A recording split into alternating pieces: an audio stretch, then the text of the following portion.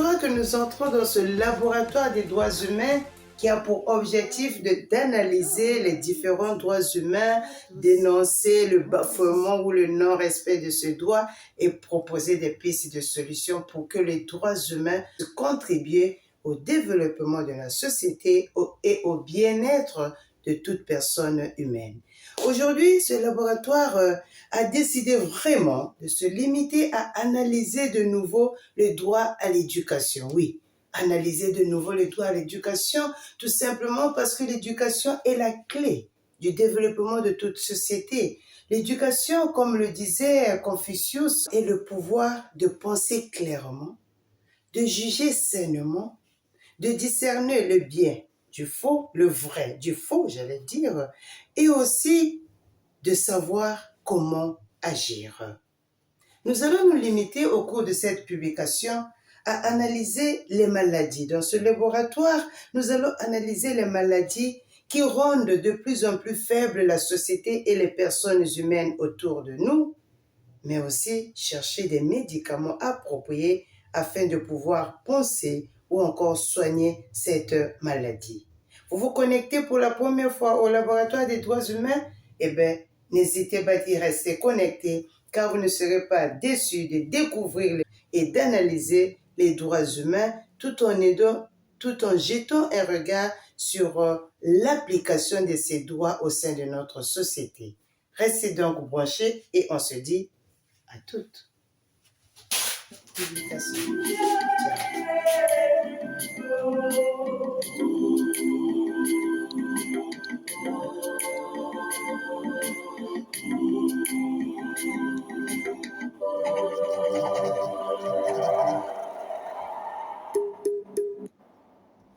Et voilà, donc bon retour dans notre laboratoire des droits humains.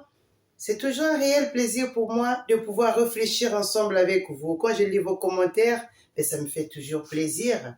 Alors, après nos investigations, au contact avec certains inspecteurs, certains élèves, notre travail in situ, nous nous sommes rendus compte qu'il y a beaucoup de mots qui minent l'univers éducationnel, à tel point nous nous sommes posé la question, mais avec tous ces mots, comment est-ce qu'on peut imaginer le développement et le progrès de notre société? Tiens. Quels sont les mots qui minent l'univers éducationnel? Les mots que nous allons dénoncer dans ce laboratoire des droits humains aujourd'hui ne concernent pas seulement la République du Congo, mais aussi beaucoup d'autres pays en Afrique où les élèves, les enseignants et toute la société se sentent vraiment butés à toutes ces difficultés dans l'univers éducationnel. Parmi ces mots, nous énumérons en premier lieu les inégalités entre les sexes. En deuxième lieu, nous avons la qualité de l'éducation. En réalité, la qualité de l'éducation est aussi conditionnée par la compétence des enseignants. Dans de la qualité de l'éducation, il y a la formation des enseignants. Et cela impacte la formation ou l'éducation des enfants, des jeunes, j'allais dire. Nous avons le problème des infrastructures scolaires qui sont inadéquates, où on a des classes surpeuplées, manque de matériel pédagogique. Et dans l'univers éducationnel, on constate même des violences en milieu scolaire. En dépit des violences, un autre mal qui ronge l'univers éducationnel est l'adéquation avec les besoins de l'économie. Et une autre difficulté, c'est celle liée au problème de non-rémunération des enseignants. Suivons la déclaration de cet enseignant au Congo-Brazzaville qui se plaint du problème lié à la rémunération. On est en train de travailler, mais les primes qu'on donne à un enseignant, ça n'honore pas vraiment l'enseignant. Voilà pourquoi nous sollicitons au gouvernement de mettre à cœur la situation de l'enseignant pour que les enseignants qui sont recrutés aujourd'hui ne partent pas dans d'autres ministères sous prétexte que chez nous, la rémunération est très faible.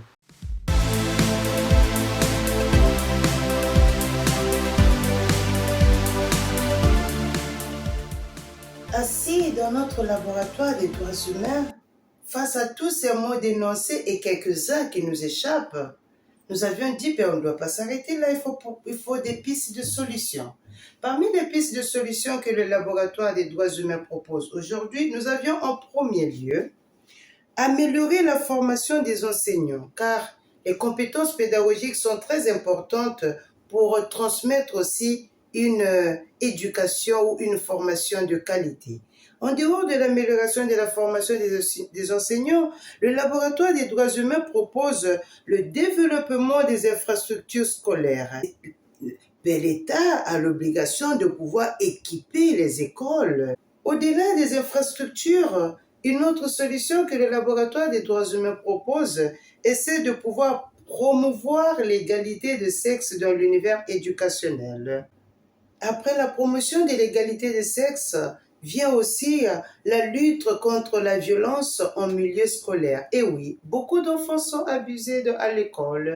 Et alors, le laboratoire des droits humains propose de mettre en place la politique ou encore des programmes pour prévenir, combattre et dénoncer les actes de violence.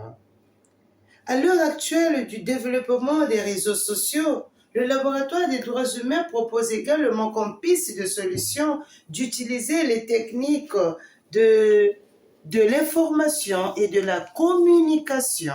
Il est inimaginable actuellement de pouvoir voir une école qui n'est pas équipée de l'Internet, une école qui n'a pas une bibliothèque. Mais comment est-ce que les étudiants ou les élèves vont faire des travaux et des recherches? En dépit de cela, le laboratoire des droits humains propose également d'équiper les bibliothèques. Waouh, si nous jetons un regard sur les travaux de nos étudiants, nous allons nous rendre compte que c'est beaucoup de plagiat, tout simplement parce que beaucoup d'écoles ne sont pas équipées. Beaucoup d'écoles, beaucoup d'universités n'ont pas des ouvrages appropriés par rapport aux recherches des étudiants. Une autre solution, c'est aussi payer les enseignants, car un ventre affamé, dit-on, n'a point d'oreiller. Mais comment est-ce qu'un enseignant peut aller enseigner, dispenser ces cours en forme quand son ventre est affamé? Il revient donc au gouvernement de penser aussi à cet aspect de rémunération pour que l'éducation puisse impacter positivement la société, mais aussi, mais surtout, pour que l'éducateur puisse avoir autant d'énergie et autant de courage pour pouvoir transmettre son message, j'allais dire, pour pouvoir enseigner. Les pistes de solutions sont là. Et la grande question est celle de savoir, mais qui a l'apanage, j'allais dire, qui a l'obligation de pouvoir mettre en exergue toutes ces propositions ou ces pistes de solutions pour qu'il y ait un peu de renouveau dans le monde éducationnel? Eh bien, le gouvernement, oui. Mais ce n'est pas seulement une affaire du gouvernement. Les enseignants ont aussi le devoir de collaborer.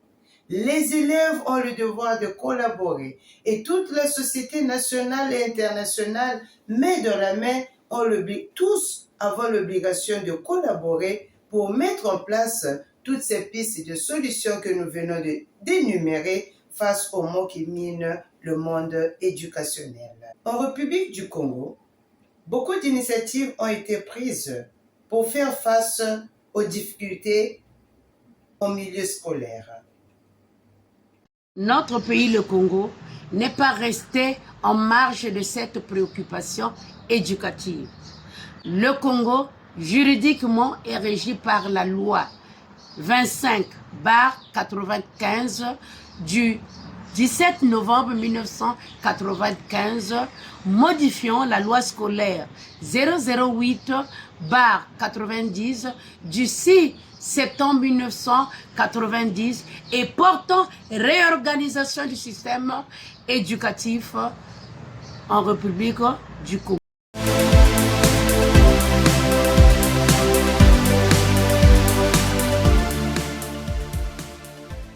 Likez la vidéo, partagez-la. C'est aussi une manière pour vous de faire la promotion des droits humains. Chers tous, je vous dis merci de m'avoir suivi. On se dit au revoir et au prochain week-end. Ciao.